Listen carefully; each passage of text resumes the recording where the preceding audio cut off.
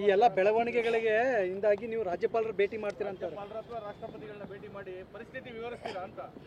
ನಾವು ಈಗ ರಾಜ್ಯಪಾಲರನ್ನ ಭೇಟಿ ಮಾಡಬೇಕು ಅಂತ ನಾವೊಂದು ಮನಸ್ಸಿದೆ.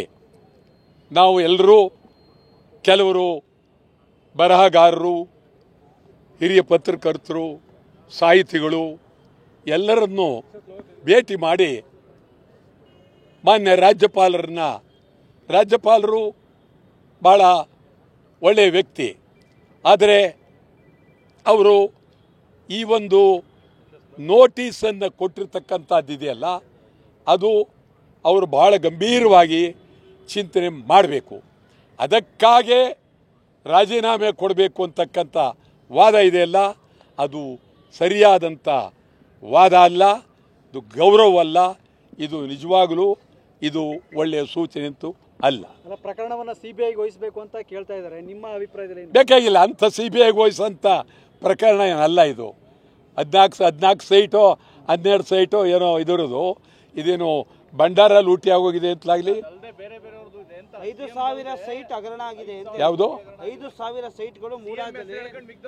5,000 ಸೈಟ್ಗಳು ಇವೆಲ್ಲ ಹಗರಣ ಆಗಿದ್ದರೆ ಅದನ್ನು ಸಮಗ್ರವಾಗಿ ಬಹಿರಂಗಪಡಿಸಲಿ. ಆ 5,000 ಸೈಟು ಎಲ್ಲಿ ತಗೊಂಡಿದ್ದಾರೆ, ಏನು ತಗೊಂಡಿದ್ದಾರೆ, ಯಾರು ತಗೊಂಡಿದ್ದಾರೆ, ಯಾರ್ಯಾರು ತಗೊಂಡಿದ್ದಾರೆ, ಮೂಡ ಹುಟ್ಟಿದ್ದು ಒಂದು ಪ್ರಾಮಾಣಿಕವಾಗಿ.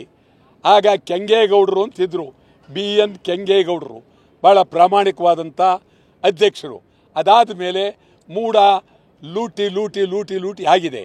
ಆದ್ದರಿಂದ 5,000 ಸೈಟ್ಗಳನ್ನು ಪಡೆದಿದ್ದಾರೆ ಅನ್ನೋದಾದರೆ ಅದನ್ನು ಬಹಿರಂಗಪಡಿಸಿ. ಸಿದ್ದರಾಮಯ್ಯನವ್ರ ಮೇಲೆ ಯಾಕೆ ಸಾಫ್ಟ್ ಕಾರ್ನರ್ ಅಂತ ವಾಟಾಳ್ ನಾಗರಾಜ್? ಸಾಫ್ಟ್ ಕಾರ್ನರ್ಲಿ ಏನು ಸಿದ್ದರಾಮಯ್ಯನವ್ರು ಹೊಡೆಯೋಕ್ಕಾಗತ್ತೆ? ಹೋಗಿ ಸಿದ್ದರಾಮಯ್ಯನ ಬಿಟ್ಟರೆ ಯಾರು ನೆಕ್ಸ್ಟು? ಯಾರು ಮುಖ್ಯಮಂತ್ರಿ ಆಗಬೇಕು ಈ ರಾಜ್ಯಕ್ಕೆ? ಇರೋದ್ರಲ್ಲಿ ಸಿದ್ದರಾಮಯ್ಯ ಸ್ವಲ್ಪ ಸೌಜನ್ಯ, ಒಂದು ಚಿಂತನೆ, ಒಂದು ಗಾಂಭೀರ್ಯ ಮತ್ತು ವಯಸ್ಸಿನ ಅಂತರ 76-77 ವರ್ಷ ಆಗಿದೆ. ಸಿದ್ದರಾಮಯ್ಯ ಬಿಟ್ಟರೆ BJPಲಿ ಯಾರು, JDS ಯಾರು, ಕಾಂಗ್ರೆಸ್ಲಿ ಯಾರು? DK ಶಿವಕುಮಾರ್ ಯಾರ ಹೆಸರೇ ಇರಲಿ, ಅದಕ್ಕೆ ಸಿದ್ದರಾಮಯ್ಯ ಆದ್ಮೇಲೆ ತಾನೇ ಹೆಸರುಗಳು. ಸಿದ್ದರಾಮಯ್ಯ ಆದ್ಮೇಲೆ ತಾನೆ. ಸಿದ್ದರಾಮಯ್ಯ ಎಲ್ಲಾಗ್ತಾರೆ ಈಗ? ಆಗೋಕ್ಕೆ ಸಾಧ್ಯ ಇಲ್ಲ. ಸಿದ್ದರಾಮಯ್ಯ ಒಂದು ಪ್ರಬುದ್ಧರಾಗಿದ್ದಾರೆ. ಮೊದಲಿದ್ದು ಸಿದ್ದರಾಮಯ್ಯನಲ್ಲ. ಏನು ಮೊದಲು ಅವರ ಹೋರಾಟ, ಆ ಒಂದು ಮಾತು, ಆ ಒಂದು ಬೈಗಳೆಲ್ಲ ಇತ್ತು. ಈಗ 76 ವರ್ಷ ಭಾಳ ಗಾಂಭೀರ್ಯ ಇದೆ, ಮಾತಿನಲ್ಲಿ ಗಾಂಭೀರ್ಯ ಇದೆ, ನಡೆಯಲ್ಲಿ ಗಾಂಭೀರ್ಯ ಇದೆ. ಇದೊಂದು ಆಕಸ್ಮಿಕ ಈ ಒಂದು ಸೈಟ್ದು.